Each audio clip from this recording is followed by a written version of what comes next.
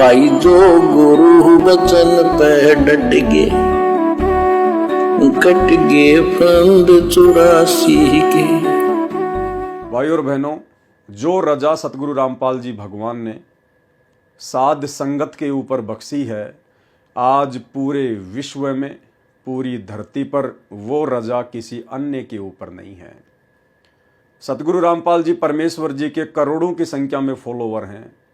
लेकिन चंद सत्सेवकों को छोड़कर उन करोड़ों के ऊपर वो विशेष रजा मेहर नहीं है जो आप और हमारे ऊपर है।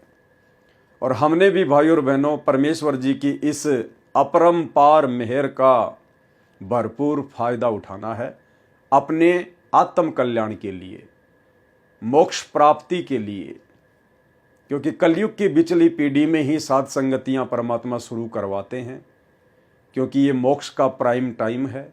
और इस समय हर प्रकार से आत्मा ने चिंतन मनन विचार मंथन करना पड़ेगा, कहीं हमसे कोई कमी शेष ना रह जाए।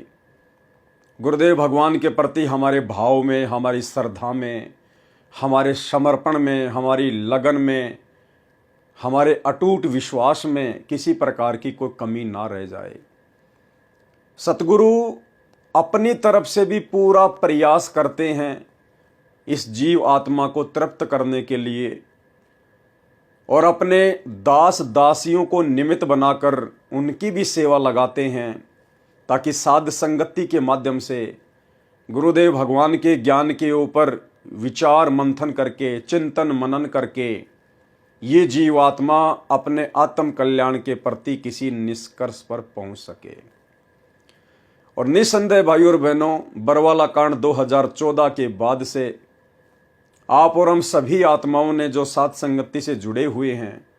हमने गुरुदेव भगवान की इस चिंतन मनन वाली विशेष रजा का भरपूर फायदा उठाया है, सैकड़ों की संख्या में साध संगतियां कर करके।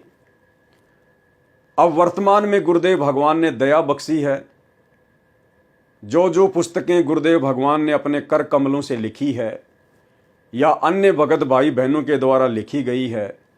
उन पुस्तकों के ऊपर जो वर्तमान में वीडियो बनाने की प्रेरणा गुरुदेव भगवान ने दास को दी है,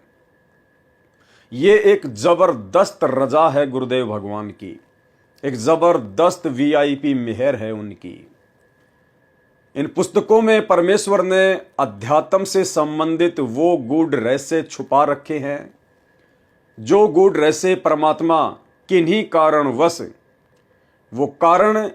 चाहे आप और हम जीवों की छोटी बुद्धि को लेकर हो सकता है,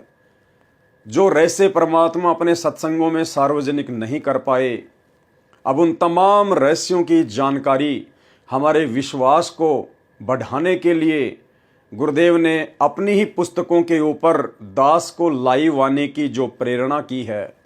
और जिस प्रकार से ऑनलाइन साध संगतियां चल रही हैं, लाइव वीडियो बन रहे हैं, भाई बहनों की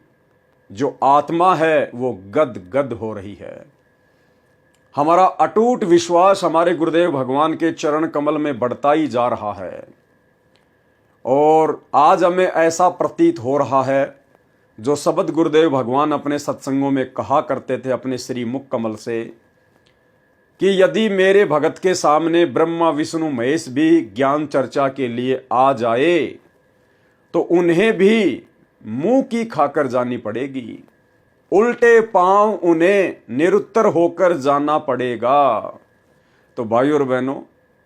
उसके लिए सबसे पहली जो बात है, जो जरूरी है, कि सबसे पहले तो हमें परमात्मा की पहचान होनी चाहिए। जब तक हमें भगवान की पहचान नहीं होगी, तब तक तो हम भक्ति पर लग ही नहीं सकते। लग गए तो उस विश्वास और दृढ़ता के साथ हम भक्ति कर ही नहीं सकते। करने भी लग गए तो हम सफल हो ही नहीं सकते। इसलिए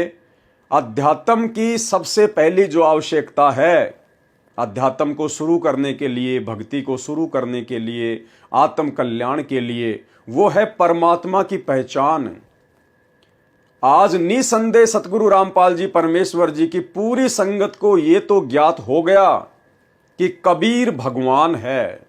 कबीर देव ही परमात्मा हैं। लेकिन 90% संगत को वर्तमान समय 2024 तक इस बात का पूरा पूरा ज्ञान नहीं है कि वो कबीर भगवान वर्तमान में कहाँ है। इस बात की जानकारी, इस बात का ज्ञान केवल साध संगति से जुड़े हुए भाई बहनों के ऊपर हुई है। आज हमने सारे प्रमाण देखकर, हर प्रकार से जांच परख कर हम इस निर्णय पर पहुंच चुके हैं कि जिस कबीर के बिना हमारी आत्मा का कल्याण नहीं हो सकता, जिस कबीर का साक्षात्कार हुए बिना हम सतलोक नहीं जा सकते, जिस कबीर की शरण में आए बिना हम अध्यात्म की ऊंचाइयों पर नहीं पहुंच सकते,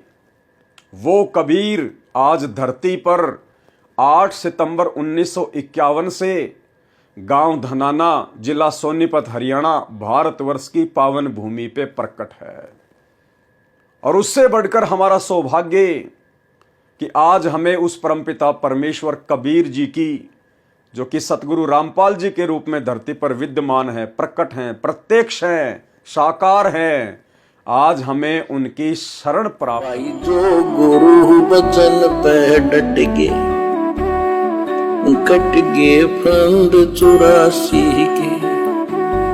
कट गए फंद 84 के, कट गए फंद 84 के।